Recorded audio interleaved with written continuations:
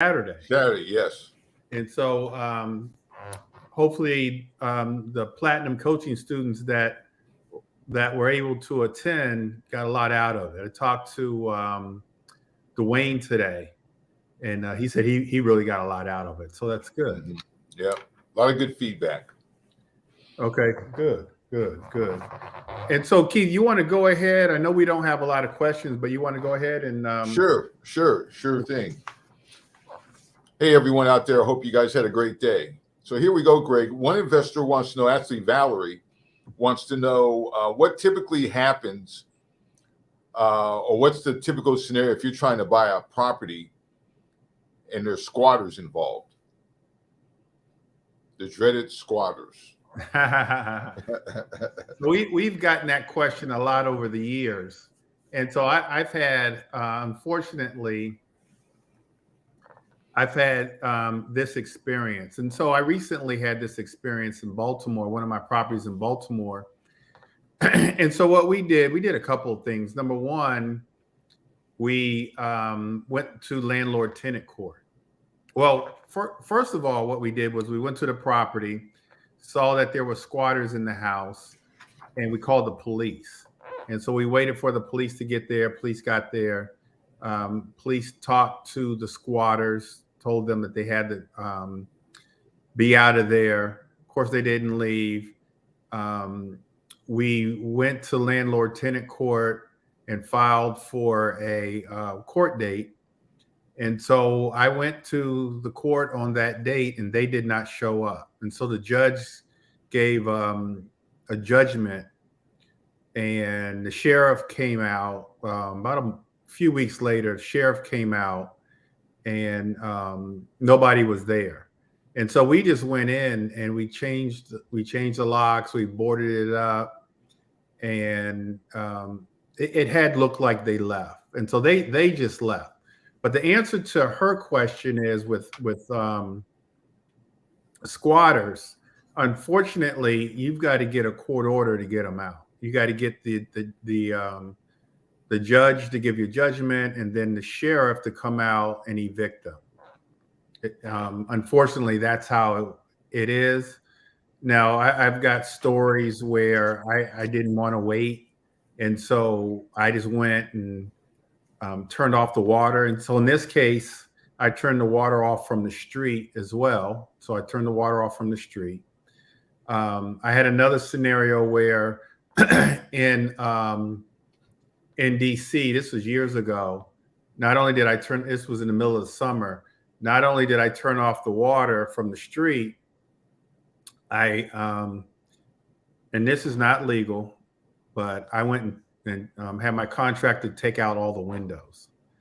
And so he took out all the windows, and the guy and his fiance finally left. I didn't want to wait for a court order or anything. There was a promise to vacate the property. And so I was buying this property, and the owner of the property asked for a 30-day rent back because his nephew was actually renting the property. His nephew was. And so I said yes, which was a major mistake. Never do that. But I said yes. And then after the 30 days, the nephew was disgruntled because it was a probate situation. And he didn't feel that his uncle gave him enough money. And so he didn't leave. He said, I'm not leaving. And so we just, long story short, we just turned the water off. Then the next day we just went and just started, because we were going to do a full rehab anyway. We had to replace the windows. We just took the windows out. And it was the middle of the summer. And they just like a day later, they just, they vacated. But the answer to Valerie's question is with squatters, you just got to go to court and get them out. I would think too that for the new investor, that's the best route to go instead of doing things on your own. I mean, that's absolutely the best way to go. In theory, that's the best way to go. But in practice, it doesn't always go that way. Right. And then you could do cash for keys. That's always an easy way to do it. Cash for keys, if they'll accept that. But and And in the case in Baltimore a few months ago, we got a court order. They didn't even know their name. They just said the residents of, that address, and they put it on the door, and they didn't show up, but they eventually left. Right.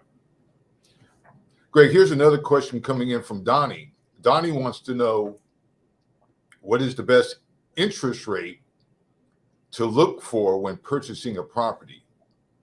Now, he didn't indicate if that was an investment property or not, but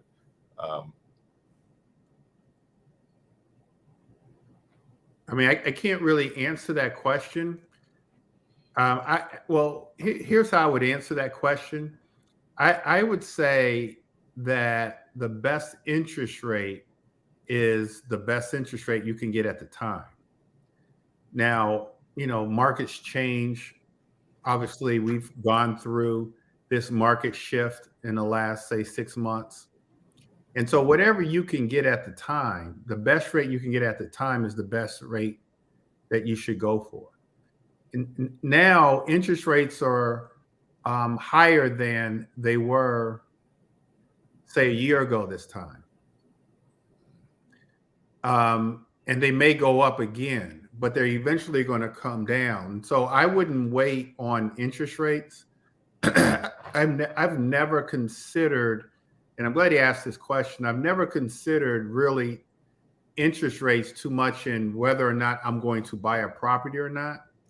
I look at the deal, and I look at the numbers in the deal. And as long as the numbers make sense, then I'll buy the property. Because if I buy the property in a market that interest rates are high, I know they're going to come back down, and I can always refinance.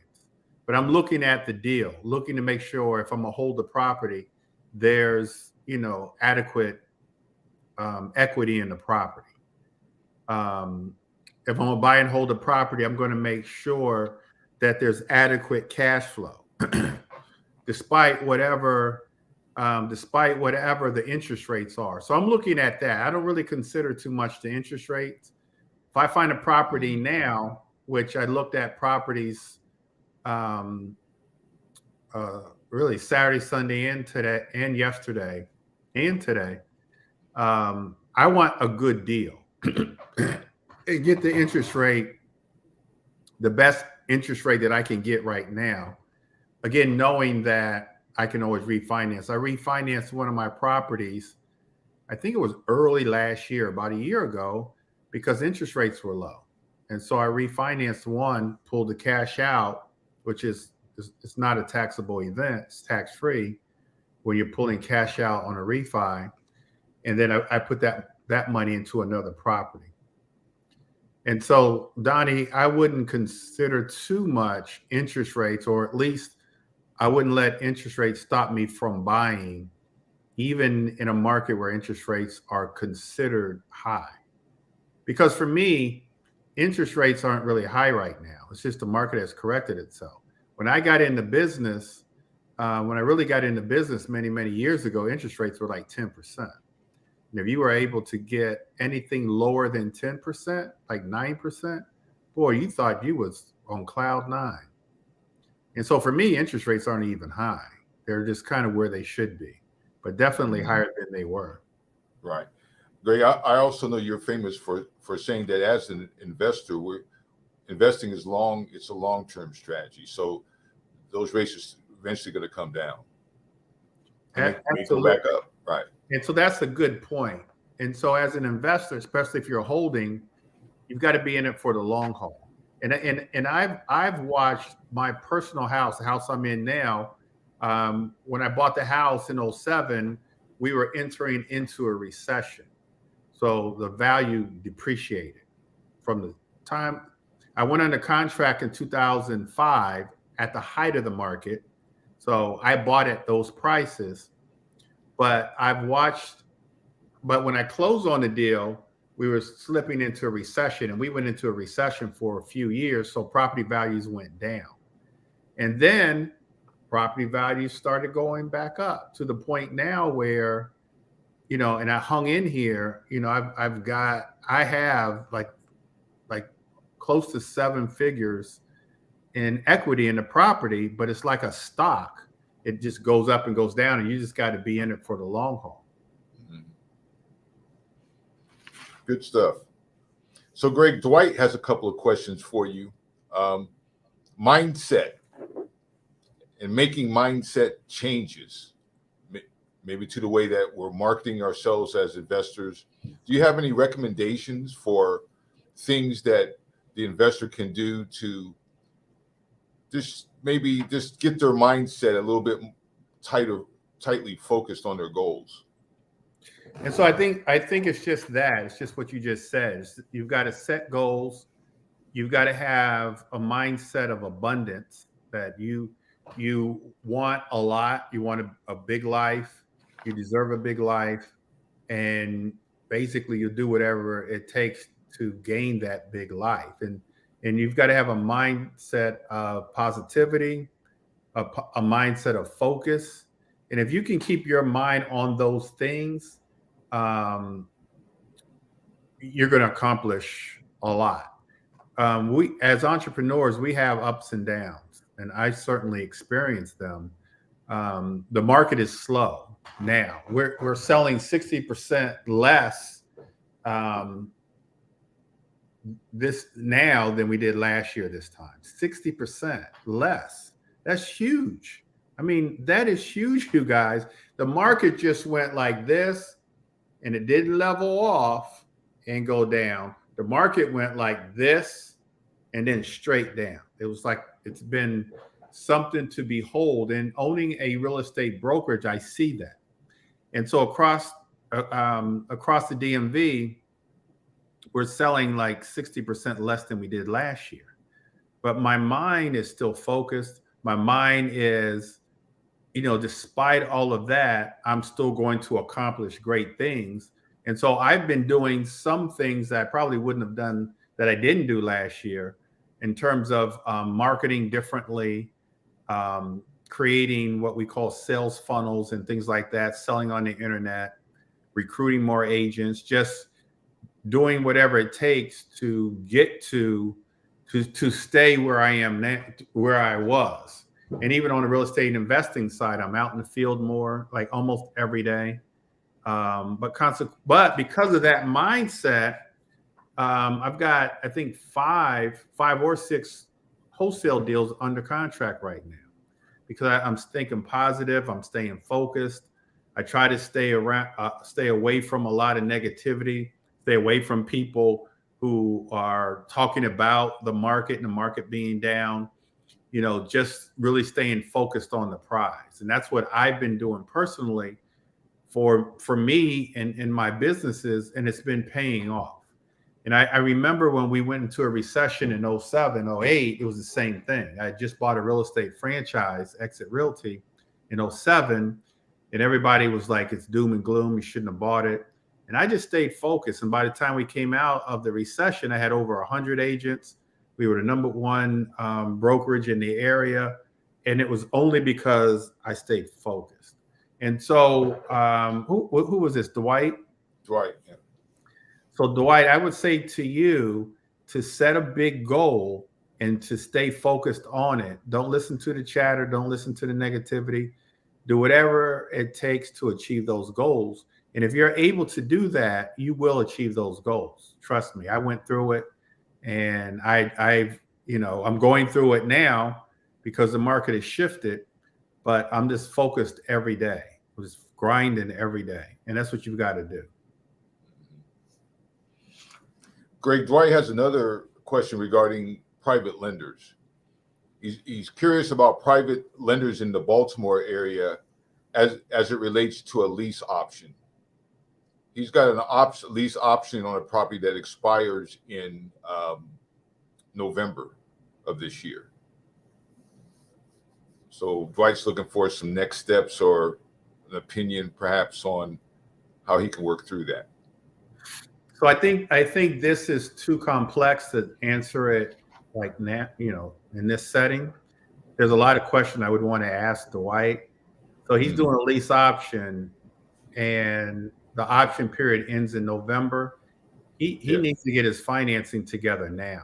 actually, probably if it's a 1 year option, he probably should have gotten that financing together, like starting in November. I'm not sure why he would want a private lender for this, but at the very least, I would say, Dwight, you need to really get, and it sounds like you are, get the financing together now. And I would also say, give me a call either after this call or tomorrow, and I'll kind of walk you through what you should be doing. It's going to take a number of questions for me to ask you, but yeah, you need to get your financing together now, because if you did a lease option and put down a deposit, which I'm assuming you did, it's a non-refundable deposit. You can lose your deposit if you don't get the financing. So that financing needs to be in place, really, honestly, to the point that I wouldn't have signed a lease option unless I knew my financing was in place. And so I would, let's talk to Dwight, either after the call or tomorrow. Give me a call, Dwight, and let me walk you through that. Okay, Greg. So, Greg, Ralph Parker has a question as it relates to bandit signs. He wants to know ordinances, where best to find out where the ordinances are, and maybe your recommendation, Greg, on the better places in Maryland and in D.C., Baltimore, to put out the bandit signs.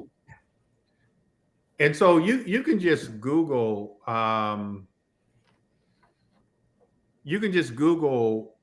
bandit signs and put in the jurisdiction. So bandit signs, real estate bandit signs, DC, Prince George's County, Baltimore, and they'll give you, I think most would say that you can put them up on Friday evening, and they have to be down by, I think, Sunday evening. Sunday evening, yeah. So you have like the weekend to put them up and take them down. If you don't do it, some jurisdictions will take them down for you and fine you. And so I would just look up for whatever jurisdiction you want to put those bandit signs. I would look up to see what the ordinance is, and I would just Google it. And then we always talk about a target area. And so you want to put the bandit signs in your targeted area, an area where you're driving for dollars or cold calling or sending postcards. You want to put the bandit signs there. And I would think that you would want to put your bandit signs in older neighborhoods. So that targeted area should be an older neighborhood where you can buy low and sell high, or buy low and rent high. You can put them on telephone poles, in the yards, public yards, public places. You can put your bandit signs, and you see where they all are, on the side of the street. All those places is where you should be putting those signs. And then one last thing is, we had an agent investor, Amanda, who she really, in her area, she just put her signs where everybody else put their signs. But what she did was she made her signs stand out by making them, because you can choose different colors. Hers stood out. Hers were hot pink. And so her bandit signs were hot pink. And we used to tell her story that I think like 30 days after she put out her hot pink bandit signs, she got a call, and bottom line is she got a wholesale deal, made $35,000 on it from her bandit signs. And then she did another deal right after that from her bandit sign. But hers stood out. They were hot pink. You couldn't miss them. And she got 2 calls in a very, very short period of time and made a whole lot of money. She wholesaled those deals. Greg, I can remember seeing her signs in the Branch Avenue area for many, many, many months, as if they didn't police that area for putting out bandit signs. And I think I even told her, but she said, I really don't care. You know, some people put out the bandit signs and don't care. Maybe they know it's not really policed. Right. Yeah. So she would just put them up and not take them down. Right. And so some people do that. They just, because you can get you can go to, is it Cheap Signs? I think it's called cheapsigns.com, something like that. Or Signs on the Cheap, signsonthecheap.com, and get your bandit signs. And some people, that's just their strategy. They just buy bandit signs, and then others will go pick them up. Yeah. Yep. Greg, here's another question from Karen Parrish. She's asking, she's saying that she's got a motivated seller in a rehab nursing home. She's interested in selling her home, but her husband is at the home in hospice care through March. He's not on the deed. What should the next steps be? Wow, Karen. Karen always finds these situations, man. Yeah. So it's a motivated seller in a rehab home. Yeah. He's interested in selling. The husband is in home hospice care through, she said in a few weeks, I just figured March, but he's not on the deed. What are the next steps? Well, I mean, I think the easy answer would be if the lady wants to sell the property, Karen needs to get her under contract. It's as simple as that. And so one thing that we neglect to talk about, and we should talk about more, is the bottom line is we've got to put people under contract. So Karen says she loves my postcard. And so Karen, put her under contract. I've got someone right now on Randolph Street in Northeast that I put under contract probably 2 months ago. And with the husband, the wife, who's also on the deed, she's ill, and they're thinking about pulling the plug or whatever. And I'm just sitting back, like I'm under contract, and my contract survives everything. But I'm on the contract, and I check in, every few days, once a week, to see what's going on. But as long as you're under contract, if he's in a home hospice, unfortunately, what that means is there's nothing else that the doctors can do. And so it's imminent that the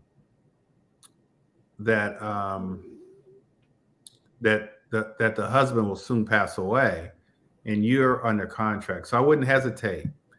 I would just put her on the contract, and it can be pending her loss or his loss, her loss, the sale in terms of the settlement date. But lock her up right now. Lock her up, and so and then when that happens, that he passes away, you're right there. You're in line to purchase the property. And so that's what I would do. The answer is put her under contract and be patient.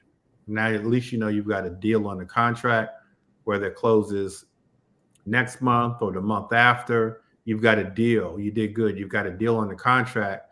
Now, nobody can swoop in and try to put her on the contract, because when he eventually passes away, unfortunately, they're going to go through probate.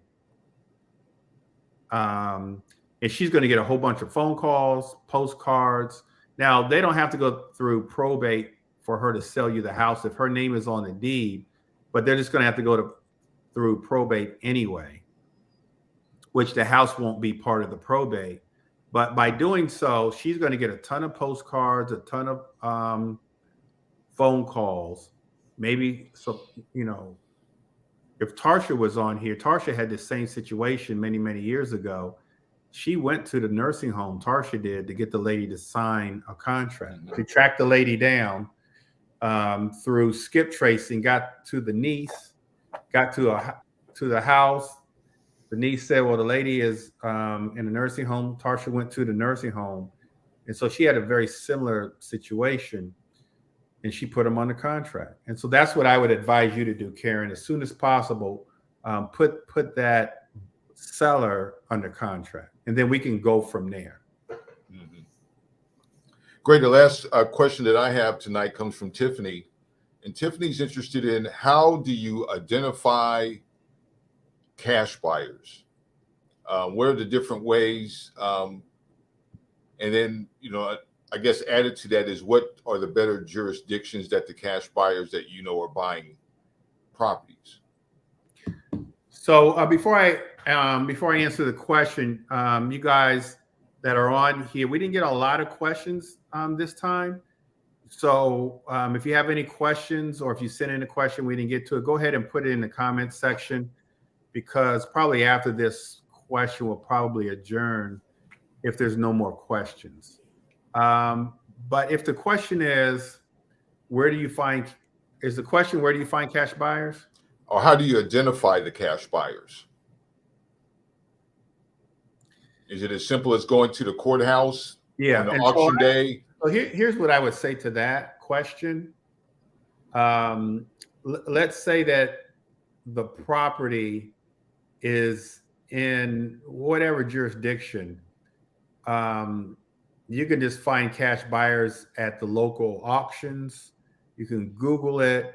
But here's the bottom line, everybody. This goes for everybody. Your focus needs to be on finding deals. That's where your focus needs to be, on finding deals. If you have a good deal, then you've got many people that will buy. And then, so if you have a good deal, like I said, let's say it's in Prince George's County, the property. You can go to the auction to get cash buyers at the auction. You can go to RIA meetings, meetups within our group. You can Google. You can. I've got 1,000, like literally over 1,000 cash buyers that if I don't want to buy the property, I've got a database of literally 1,000 cash buyers. You can search on buyers that have bought properties within a 30-mile radius of that property. I have software that can do that. There's software on PropStream that can do that as well. So there's many different ways to find cash buyers. In my opinion, that's the least of your issues.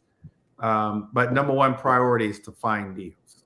That's the number one priority. You do want to start building your own cash buyer. Karen just said PropStream has tons of cash buyers, and so if you don't have PropStream, I would suggest getting it, or you could call me. We do have PropStream, but I have another software that does all the searching, just like PropStream does.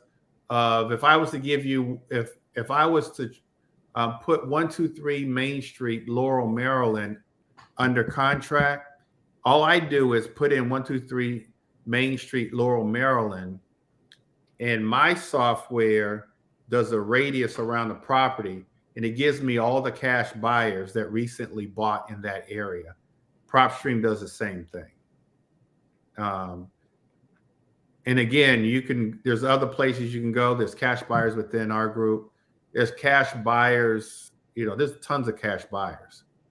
And so hopefully that answers your question, Tiffany, but then also just really focus in on finding the deals, because you'll never, if you find a deal, what we consider a deal, property that meets our formula, 65% of the after repair value minus repair costs for wholesaler, and 70% of the after repair value minus repair costs for the cash buyer.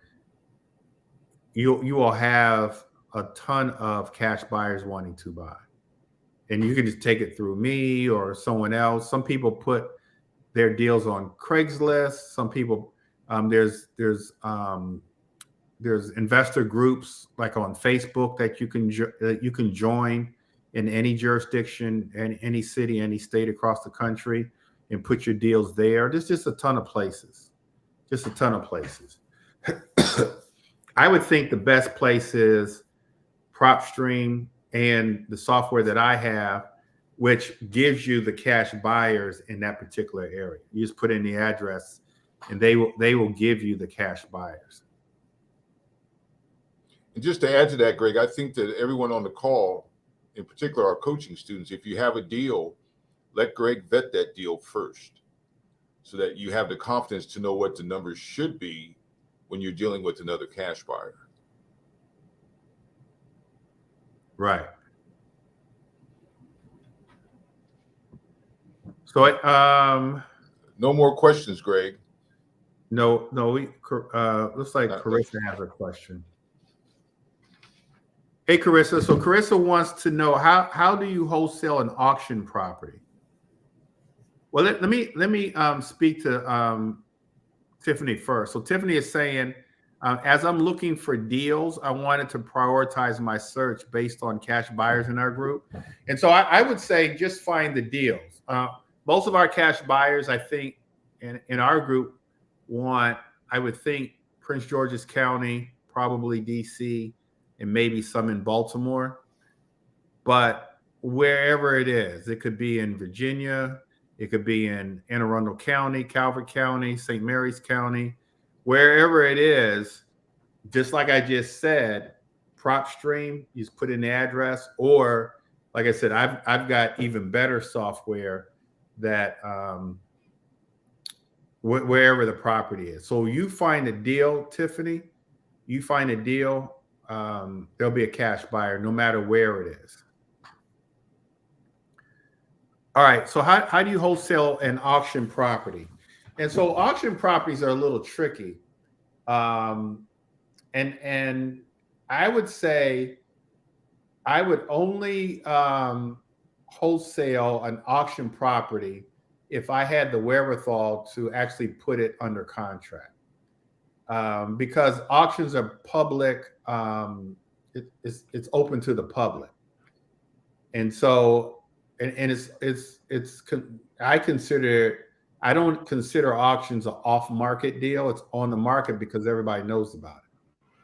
As opposed to, like I got a call last Saturday from my plumber who said, we're selling the family home. Can you come by and make us an offer? I was like the only one there. It was an off-market deal. I'm the only one that they dealt with. They may have dealt with somebody else. Another property I looked at, Friday. A guy from my church called. It's the second time I've looked at the property. Called me today, said we met with another investor. We want to go with you. They only dealt with two. An auction property, you could have hundreds of people looking at that property. Now you can bid on the property. I would say you have better luck if you can actually put it under contract and then wholesale it. But there are some wholesalers that, at the very least, would call a cash buyer and say, I want to bid on this property. What would you buy it for? And I would say, well, don't bid over a certain amount. That's a little tricky because with auction properties, in some auction property, you don't get an opportunity to actually see the property.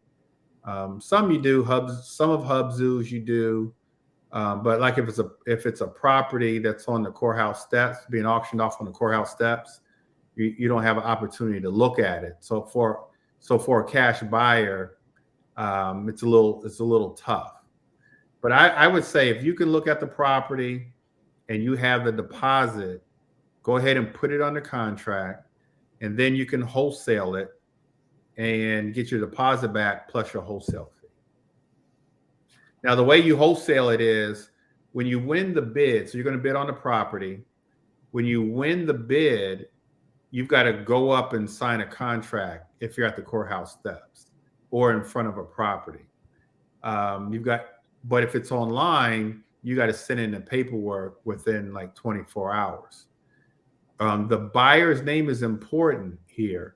You want to make sure that the buyer's name is an LLC, what I call a generic LLC, an LLC that a cash buyer can just take over. So like 123 Main Street LLC should be the cash buyer. The cash buyer should not be Carissa Williams, because that's the buyer. You can't change those contracts. A lot of those contracts are not assignable. And so it's easier to do it in an LLC. So then I can come and take over the LLC. I can't take over Carissa Williams because I can't be Carissa Williams, but I can be an LLC that Carissa Williams opened up. Now, when I say open up, you don't necessarily have to open it up, physically open up, but definitely put the buyer's name as 123 Main Street LLC, and then I can go down and get the articles and all that kind of stuff. And so that's how you wholesale auction property. One last thing on that is make sure that in most jurisdictions or most auctions, there's a commission that needs to be paid. And so you want to make sure that you factor that into the numbers, generally 5%.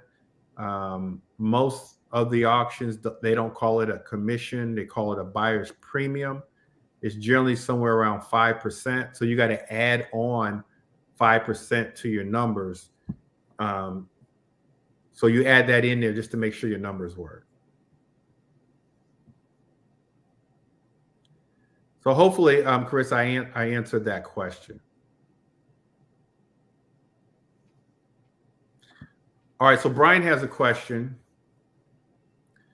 What is the process with the city of Baltimore after acquiring property with Section 8 tenants so they know where to send the rent to the new owner? Is there something to do before settlement? And so I think what Brian is asking is if you purchase a property with Section 8 tenants in it, how do they pay? I think that's what he's saying.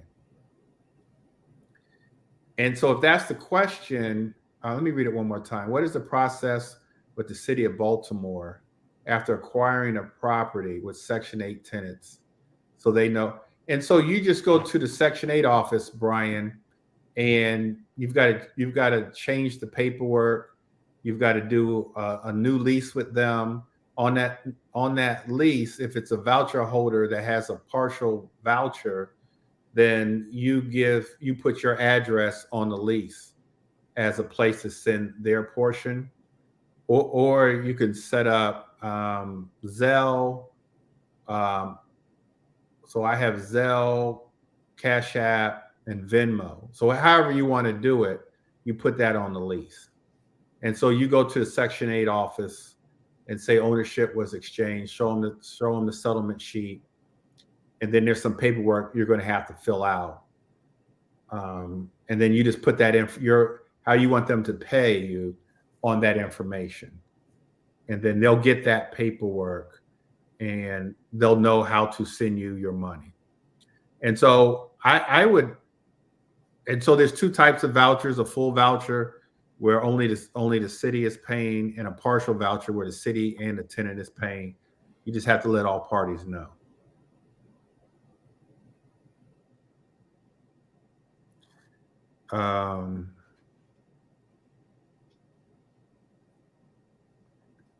Let's see. SP, what does SP stand for?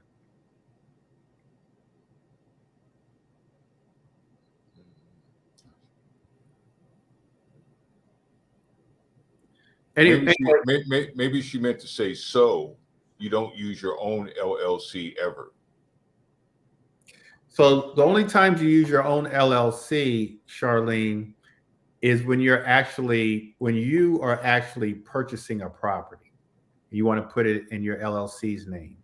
So you're purchasing a property to buy and hold, or you're purchasing a property to fix and flip.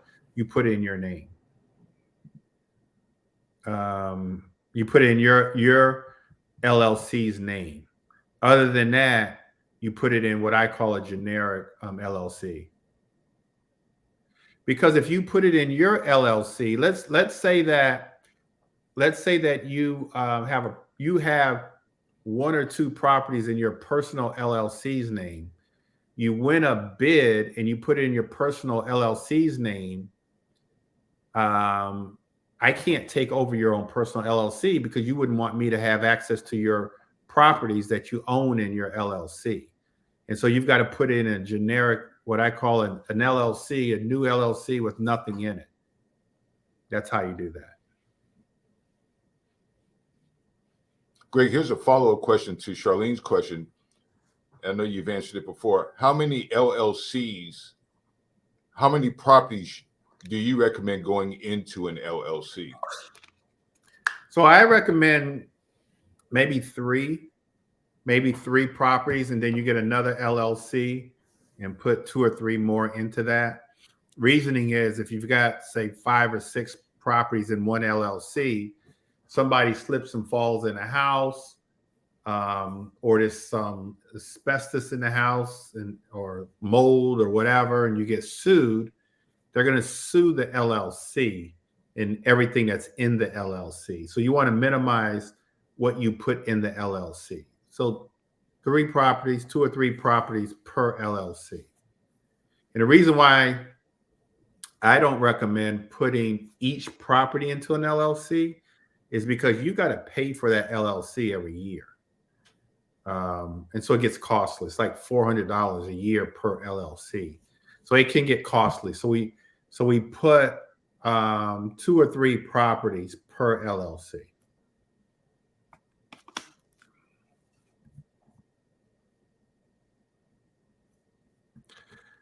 All right, you guys, any other questions? Any other questions you guys may have? We are having a lunch and learn on Friday. And I want you guys to try to attend. We're going to be talking about being your own bank. And we got the question earlier, I think it was from Dwight, on private lenders and how do we approach private lenders. I'm going to talk to Dwight separately, but you can be your own private lender.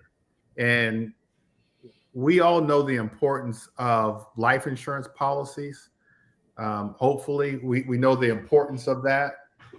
And so if you get a cash value life insurance policy, a whole life policy, or a universal life policy, when you make that monthly payment, part of that payment is going towards your death benefit, but the other part of that money is going through cash value.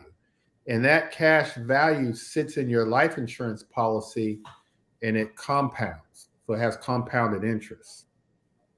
And the more you go, it's like a mortgage payment. A mortgage payment, when you make your mortgage payment for like the first 5 years, the majority of that payment is interest. And only a little bit of that payment goes towards the principal.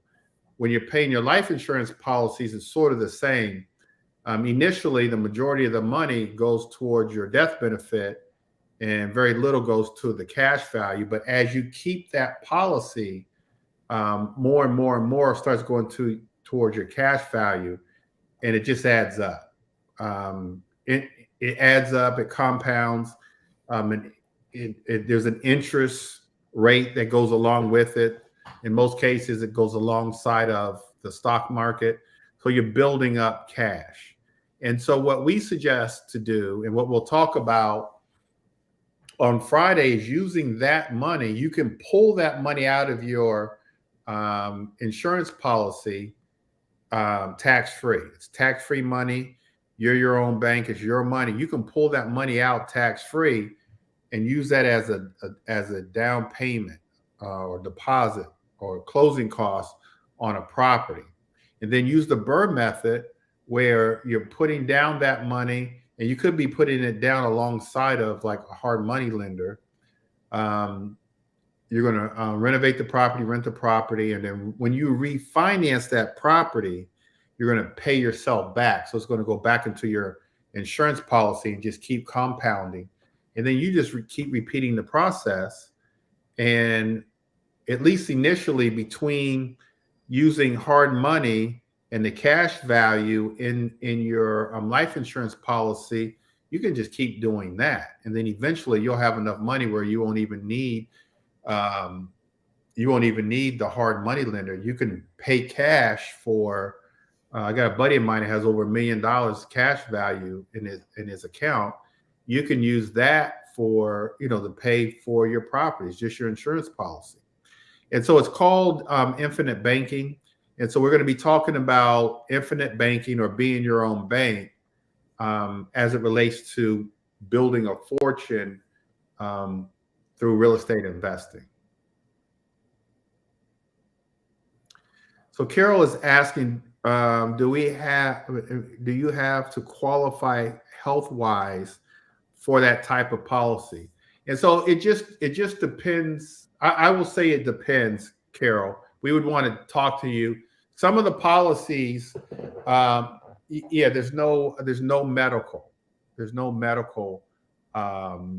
that you have to take for some of the cash value policies that we have. And so that's a good question. How long before so Carissa is saying, how long before you use your insurance? It again, all this depends. It depends on your age, depends on how much money your premiums are, your monthly payments.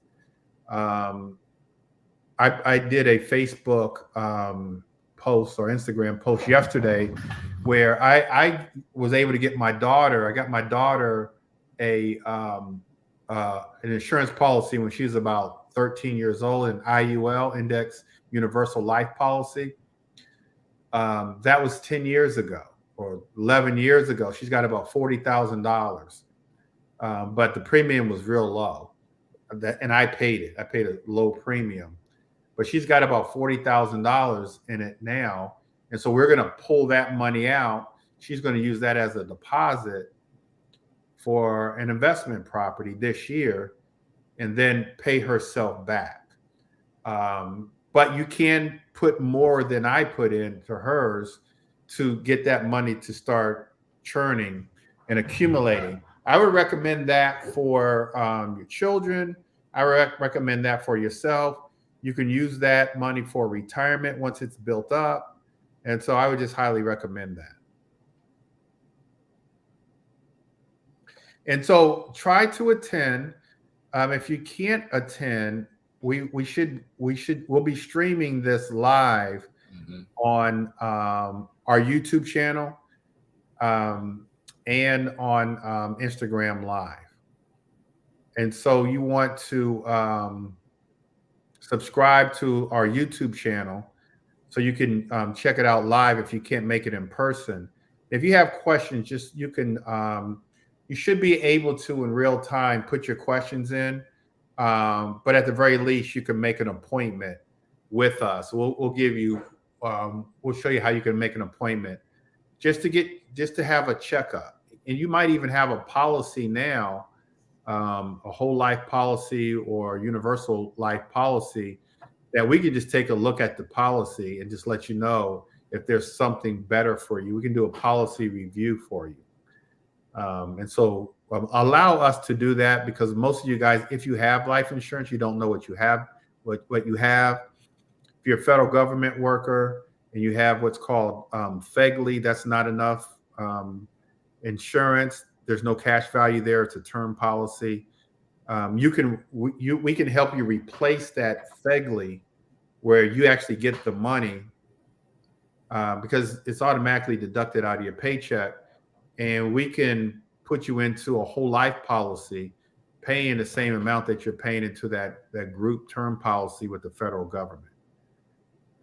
That's automatically coming out of your account. And that's no medical.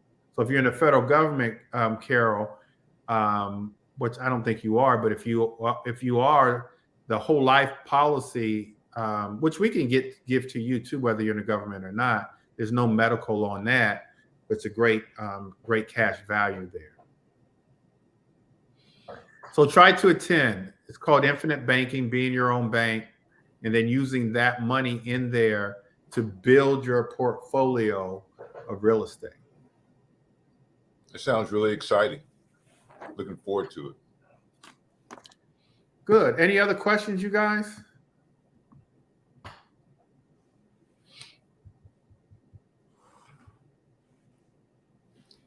Okay, I think that's it, Keith. Okay. So Good questions. hopefully we'll see you guys on Friday.